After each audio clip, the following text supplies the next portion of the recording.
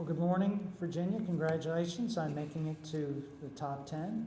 I'm Fred Ansell. I'm a lawyer with the Justice Department. I'm a former Virginia resident and a former staffer here in the Senate. I used to work in this building for many years. I'm Rick Hardy, one of the Hardy Boys. I'm professor and chair of the Political Science Department at Western Illinois University, and I've been involved in the program since 1987. Hello, my name is Candida Steele, and I'm a judge on the U.S. Civilian Board of Contract Appeals. I hear government contract disputes all across the country. I'm very glad to be here. We are Maggie L. Walker's Unit 4 from Richmond, Virginia. I'm Benjamin Kenzer. I'm Meredith Bearden. I'm Delia Gray. And I'm Emily Chu. And this is our coach, Mr. Matt McGuire. Thank you. Today's question in Unit 4 is number 3. Congress is the only national legislature in the world whose members are elected both separately from the executive branch and entirely from single-member districts. What are the benefits or advantages of this arrangement? What might be the advantages of mingling executive and legislative powers, such as the British parliamentary system? The disadvantages? Why has the creation of congressional districts been controversial throughout American history? By creating a separate legislature with single-member districts, the founders unintentionally shaped our political parties and therefore helped to frame debate, politics, and the nature of representation for the country. America's form of government with its two-party system created a distinctive set of circumstances in which the country developed to be markedly different from the government of Great Britain. The British and American systems have characteristics that can be seen as both benefits and drawbacks. For example, the autonomous president in America can be an effective prompt for swift and efficient government, but it can also lead to less accountability. America's system is less responsive to the public due to staggered elections and set term lengths. Had Lincoln been in office with a parliamentary system during the Civil War, he might not have retained his position. If Nixon had been a prime minister, he would have quickly been ousted, minimizing the impact of the Watergate scandal. In the American system, the president's role as a trustee is further cemented because the people vote for an individual rather than a policy platform as with the prime minister. The British mingling of the executive and legislature also has benefits and drawbacks.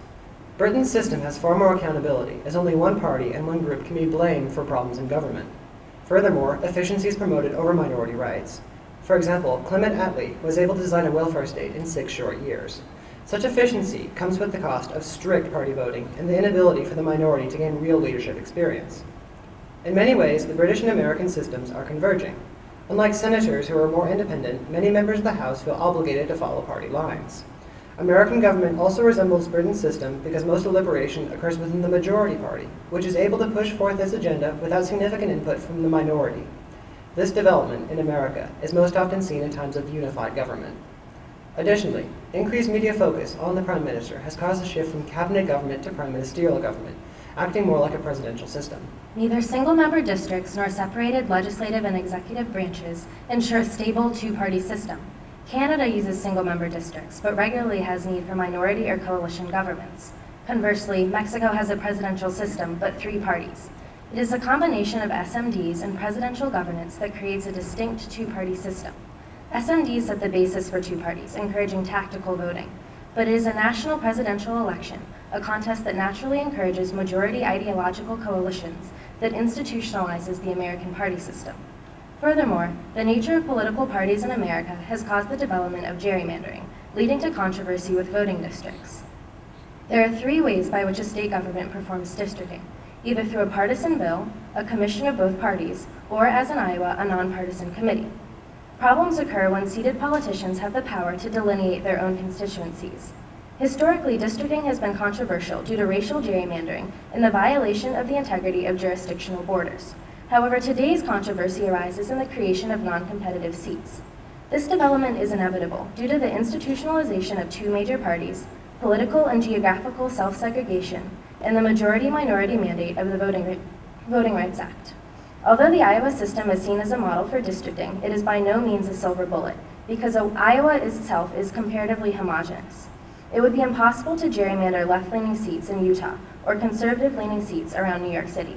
Today, many critics point to the decline of deliberation and the rise of partisanship as proof that the Congress in America is a broken system. Gerrymandering in particular has played center stage as a culprit for this development. In truth, it was an SMD and presidential system that set the basis for partisan government. Gerrymandering was just a side effect. Developments in both the House of Representatives and the House of Commons show how legislatures are naturally partisan, controversial, and dynamic. Madison once predicted an environment of shifting factions in America. The rise instead of institutionalized parties has thus set the government on a different track than ever expected by the Founding Fathers. Thank you, and we are now ready for your questions.